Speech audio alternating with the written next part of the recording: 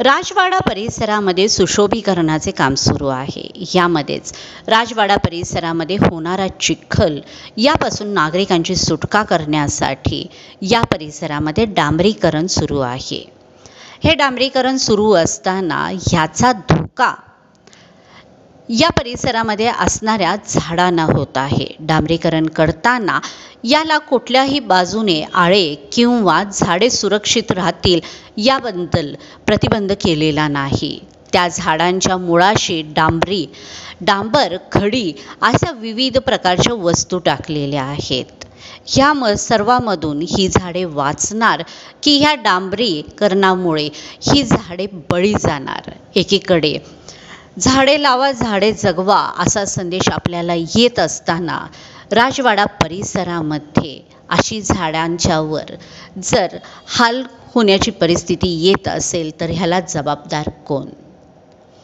राजवाडा परिसरामध्ये येणाऱ्या अनेक नागरिकांच्या निदर्शनास या गोष्टी आल्यानंतर नागरिकांनी याबाबत संवाद अमन एक्सप्रेस न्यूज चॅनलशी साधला।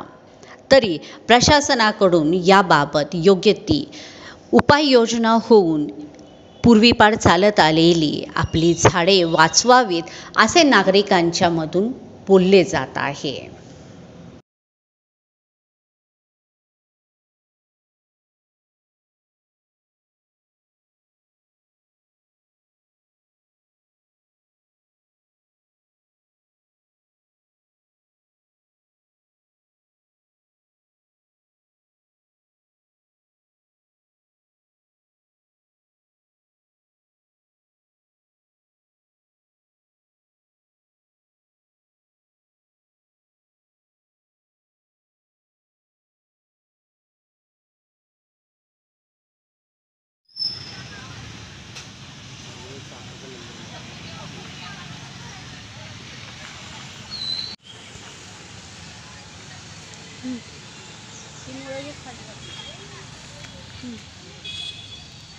मग असं घ्यायचं, मग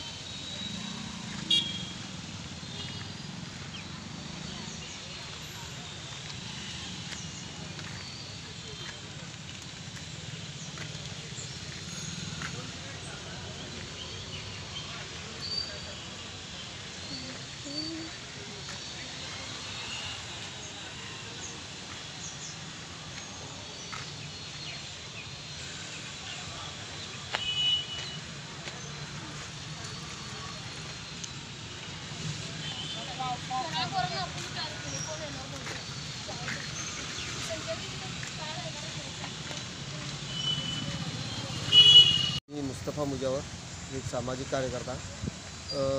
माननीय पंतप्रधान साहेबांनी एक योजना काढलेली की एक झाड आपल्या आईसाठी म्हणून, पण सध्या एक बहुचर्चेत असलेलं 400 वर्ष जुनं झाड वाचवण्यासाठी पालकमंत्री सांगलीचे सुरेश खाडे साहेब यांनी प्रयत्न करत आहेत आणि काही वृक्षमित्र प्रयत्न करत आहेत। तर मी आज सहज राजवाडा चौकात ती सुशोभीकरण पाहण्यासाठी आलो असता तर मला असं आढळून आलं की या ठिकाणी ज्या पद्धतीने ते झाडाचा रस्ता करून डांबरीकरण केलेलं आहे ह्या झाडाच्या इथं आळा करणे आणि माती पाणी याला मुरण्यासाठी प्रयत्न करणे फार गरजेचं असताना पण या ठिकाणी त्याला पूर्ण डांबरीकरण करून या झाडाला पाण्याची सोय नाही होत, कारण नैसर्गिक पाणी मिळत असतं ते पाणी इथं मुरणार नाही व झाड कालांतराने वाढण्याची शक्यता आहे।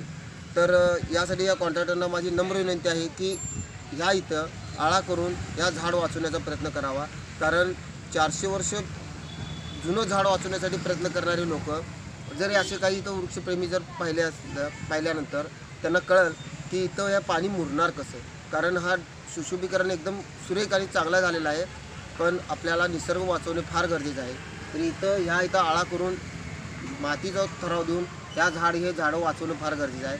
मी एवढंच विनंती आहे की याच्यावर थोडं तरी प्रयत्न करावा आणि माननीय आयुक्त साहेब, जिल्हाधिकारी साहेब यांनी त्याच्यासाठी प्रयत्न करावा, एवढीच माझी नम्र विनंती आहे। धन्यवाद।